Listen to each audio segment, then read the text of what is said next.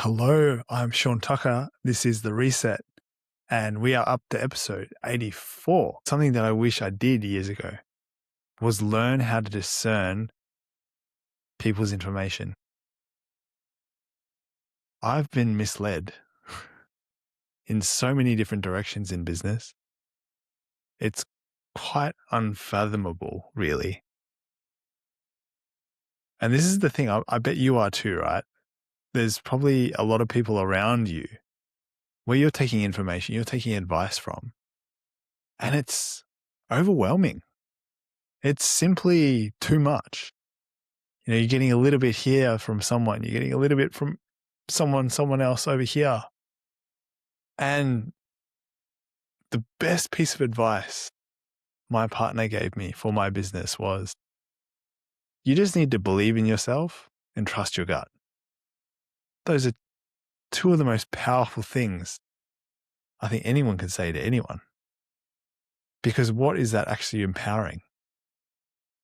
For me, that's what that means is it's coming from a place of you already know what you want. Just use your body as a device, as a compass to go and get what you want. That's as simple as it is. Like, your body knows whether it should eat something or shouldn't eat something. Your mind, on the other hand, will trick you. And I love the mind, right? It's just understanding what, depending on where it comes from, what will happen. Like, yeah, you might eat rotten food by accident, but if you were really in tune with your body and you even just like put your hands over the food or looked at the food, it may not have any visible signs of toxicity or mold or any kind of virus, because these are, microorganisms. But somehow your body will know. This is what people call intuition, I suppose. But really, it's just your body's intelligence of communicating to you. And I think so much more value comes from learning how to tap into that, learning how to really connect with it. Because for a very long time, and I'm sure you're exactly the same, I was quite disconnected from it. And I was stuck in my thoughts, thinking about what I should do. Is it the perfect strategy? Is it the perfect plan to get there? And in many cases, it is the perfect plan, right? But a plan is only perfect on paper. When it comes down to execution, a plan is never, ever going to go to plan. That's just life. That's just reality. But if you can learn to discern and, I guess, take away the nutrients that you consume with your food, take away the information around you, digest it, really grasp it so that your body's like, this is useful, let's use this. We can use this because it has capacity for you to grow. It has the information inside it so you can grow. And I think this is really the difference between someone who's performing and someone who's present. The subtleties are absolutely, if you put someone side by side, someone who's absolutely present versus someone who's great at performing, you wouldn't really see too much difference.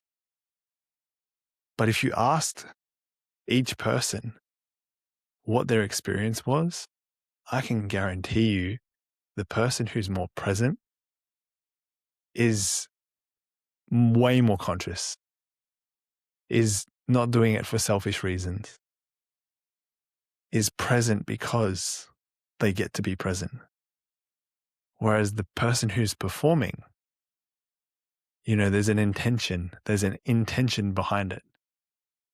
What can I get from this? And I think this is really the difference between someone who performs and someone who just performs well because they're present. You don't need to perform well You can actually let yourself become unfiltered and raw if you just trust yourself.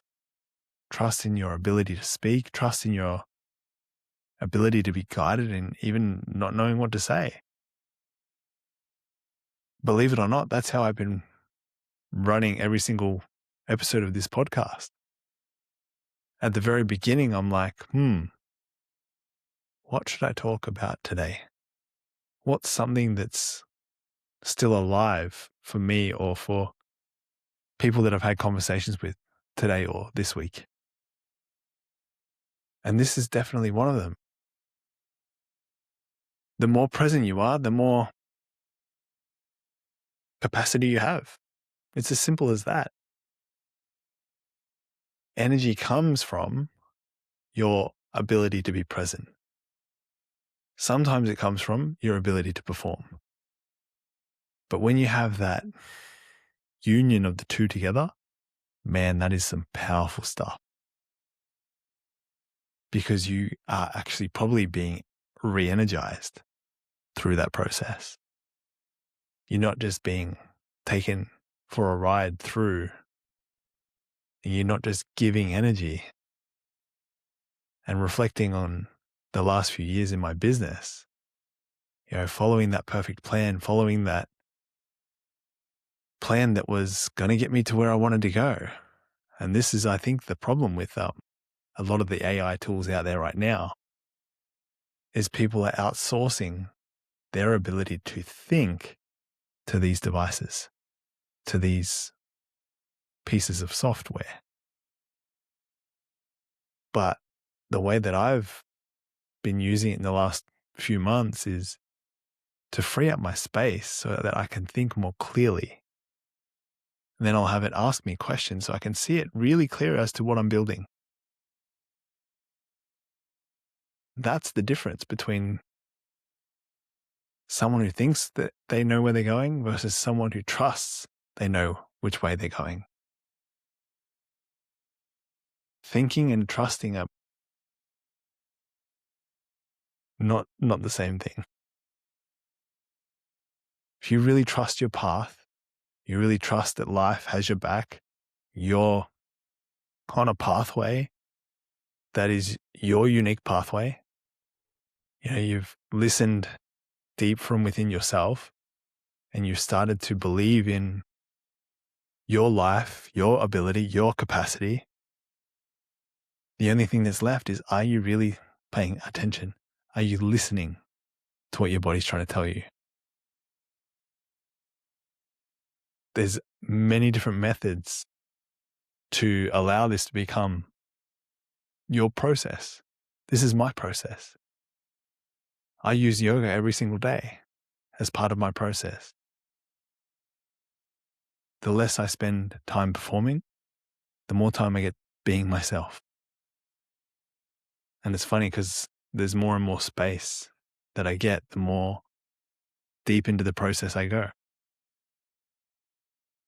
And that space is new ideas, it's building potential, it's seeing things more clearly. It's really being able to create, not just survive. So start creating.